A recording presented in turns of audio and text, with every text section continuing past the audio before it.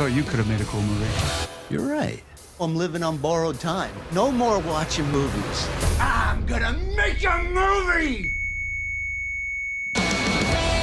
Hello everyone, welcome back to another Backlot Banter movie review. My name is Tucker Hazel, and I've got a co-host who's not even supposed to be here today, Tanner Dykstra, and today we're here to talk about the latest from the Kevin Smith Askewniverse CLERKS 3, and if you want to talk to us about the Askewniverse, about any movies you've been seeing, join our Discord, the link in the description, and while you're down there, you can leave a comment about what you think of this movie or any of the other Askewniverse movies, if they mean something to you, and you can subscribe to our channel, like the video, all that YouTube nonsense. But Tanner, CLERKS 3 has been long anticipated by me. I've been a Kevin Smith fan since I saw CLERKS a couple years ago.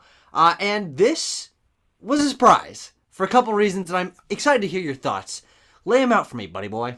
No, Tucker, I don't think I will, because as you just espoused in our Discord, which I would remind the audience again, they can join with a link down in the description, Kevin Smith is now cemented as your favorite filmmaker, so I want to hear from you first. Oh, this is a role reversal that I could not have expected.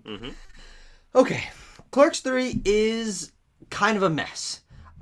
It's editing and camera work, and some of the writing is really choppy and messy. But I also think that this is one of the most personal and honest reflections of an artistic expression I've ever seen on the big screen.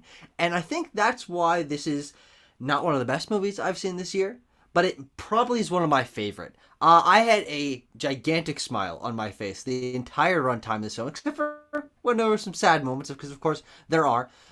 And because of that, I like this movie a lot. I think there's some easy flaws you can throw at it, but it impacted me emotionally. I was laughing a bunch, and I just had such a good time experiencing one of the most artistic expressions I've seen from one of the most artistic filmmakers that I connect to very, very personally. Yeah.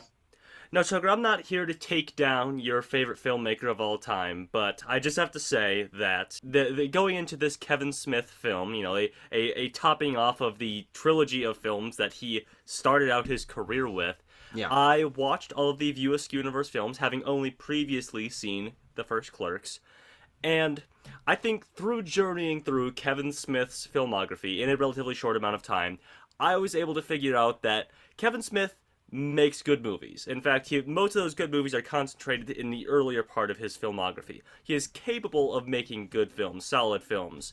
But I feel like in later years, he's begun to lose the plot a little bit. I don't think he has his finger on the pulse of pop culture, which is really his crutch, his foray into filmmaking. Yeah. I don't think he has his finger on the pulse as much as he used to. And that is maybe nowhere more evident than in CLERKS 3. Sure. Wherein there are jokes about, obviously there are jokes about the age of the characters. That's to be expected. You know, that is to be expected with, you know, Jay and Silent Bob reboot is also inundated with those. But we have jokes about cryptocurrency. There are digs at Gen Z and things in you know, the modern state of film, as there always is in Kevin Smith films. But it just feels more tepid, softer, without its cutting edge that it had in his original works, I would say.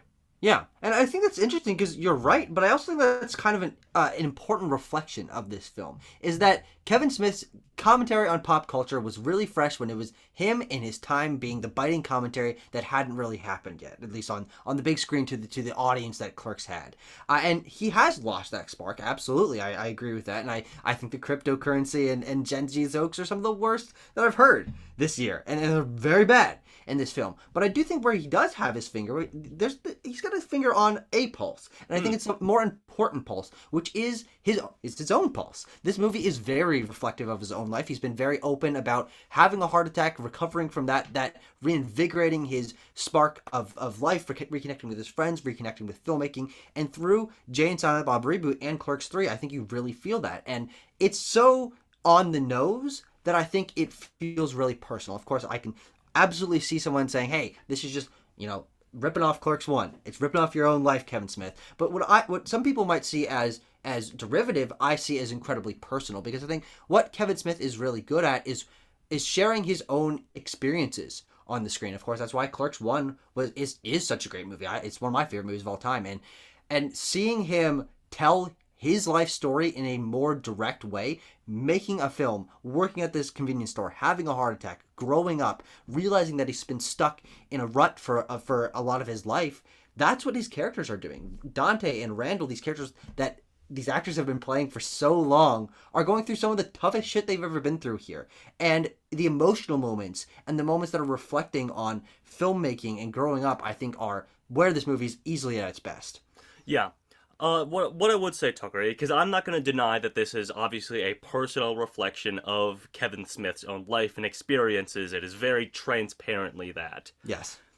I just wish that maybe if he was going to write a film like that he put funny jokes in it. That's maybe a critique that I would throw. But also on a more serious critique note, Brian O'Halloran and Jeff Anderson just aren't top tier performers. No. And I know that they are the ones that pioneered these roles. They are Kevin Smith's buddies when he was making Clerks originally.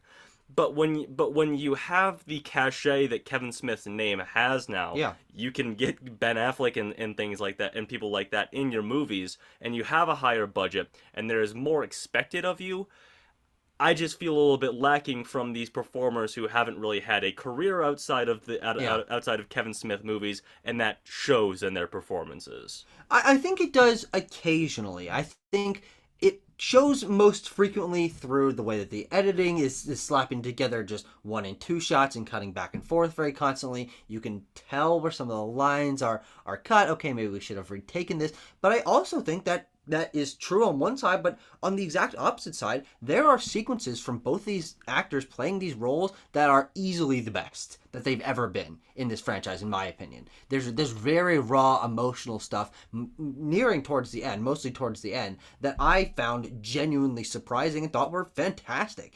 So I think I would take the connection that these people have to these roles, that the camaraderie that they have with the filmmakers and the crew and the location, especially being in the actual quick stop in New Jersey for the first time since the 90s.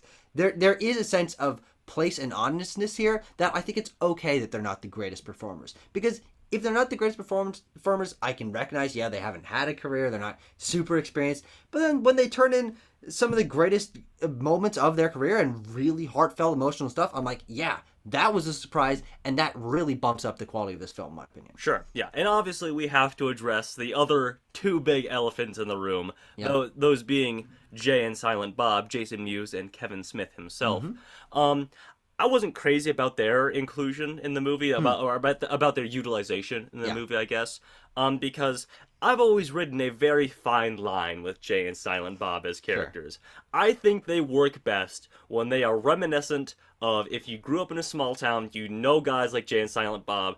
They are the losers that stand outside of stores, convenience stores, whatever, and sell drugs and do random shit and yell at people as they're walking by. That is when Jay and Silent Bob are at their best, is when they're just the annoying lame-os that you recognize from your small town.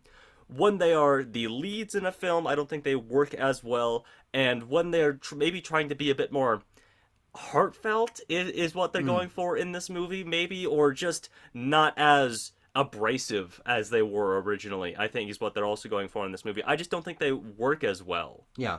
No, I agree with that. Luckily, I think I personally feel that they are used in a solid way here. They're not the best that they've been. Frankly, I would say that Jay and Silent Bob reboot and Clerks, original Clerks, are the best that I have enjoyed them. And I think they're fine here. I think that the way that they're woven into the filmmaking story is pretty fun. And I think I do want to talk a little bit more about the story of this film, which is that Randall has a heart attack and he comes to terms with his own mortality and realizes that he wants to make a film about his life and use that as an opportunity to reflect and hopefully, no spoilers, but hopefully grow from that and see what else life has to offer him, learning to be a filmmaker. And I think this sort of meta-narrative about making the original Clerks and having that set in the universe and have the characters really reflecting Kevin Smith's viewpoint, not only now, but when he was starting as a filmmaker, brings the 3 films that he's made, and of course, the tangentially connected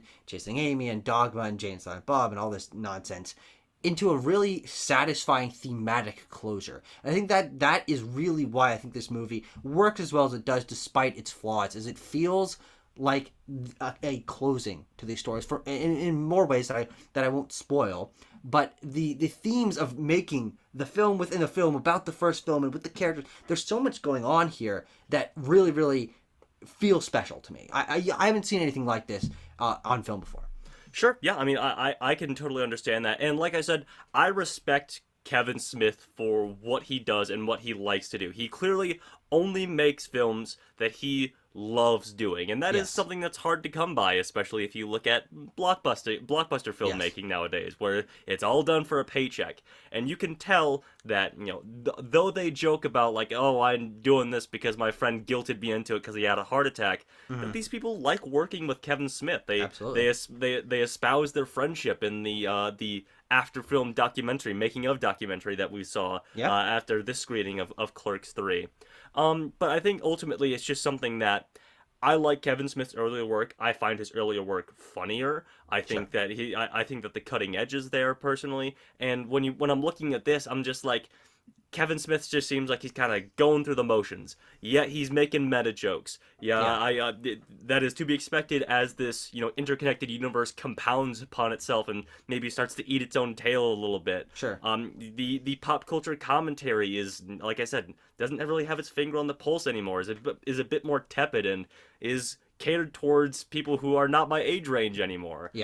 As evidenced by the age group of people who are in the theater and who are cracking up at any Jesus Christ, there's a lot of loud laughing in this theater. any offhanded joke about like thing X or Y or Z from Star Wars. That I am saying that thing, and boy howdy, they loved it. I think that this is a good sign for me. People talk about Kevin Smith being self-referential, not necessarily growing too much as a filmmaker, and while I do certainly think that is true, I think what we've seen here is an end cap to possibly this story. And I think that there's now the possibility, now that he's really gotten his heart and soul out in ending the story of these characters, expressing his artistic vision, that he can go on to greater things, hopefully. But if this is also his last movie, I think that's also okay. I mean, he hasn't said anything to that effect, but just like future projecting, whatever happens. If this is his last movie, I think this is a really nice swan song. And that's what I view this movie as. I view it as the end of the story of these characters, end of the story of him as a filmmaker, and having a really satisfying closure that genuinely made me emotional and made me laugh. I know you said that you didn't like a lot of the jokes, and God, there are some jokes that land terribly. Some actors some actors in here that are not doing the greatest work that they could be. But when it comes to what matters most is I'm enjoying seeing these characters. I'm feeling the personal artistic vision. I'm getting very emotionally invested, and I'm having a huge smile on my face being back in the world of the Quick Stop. I love this film. And the more that I think about it, I hope that I get a chance to see it again. This is one of my favorite movies of the year. But it also is kind of technically a mess. It's very, very flat. The editing is pretty poor. There's some on-the-nose dialogue that made some people around us laugh, not intentionally so. But those are drips in a larger bucket. And a bucket that I think is full of fantastic, very personal stuff.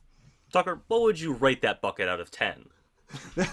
This bucket is going to get an 8 out of 10 for me. I think this movie is really, really a lot of fun and means a lot to me personally. Sure, yeah. I'm going to land with a 3.5 out of 10. Just not a big fan of this one.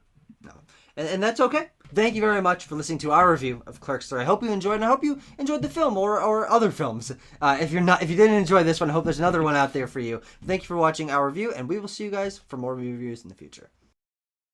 That was my thing in BLB Antiquity, when I would take my games and fucking chuck them. Yeah, you did that like once, and you've been riding that high ever since, old man. It's like Kevin Smith making a good movie. Oh, I didn't mean to boom him like that. I did not mean to boom him like that. Oh, yeah, you did. Oh.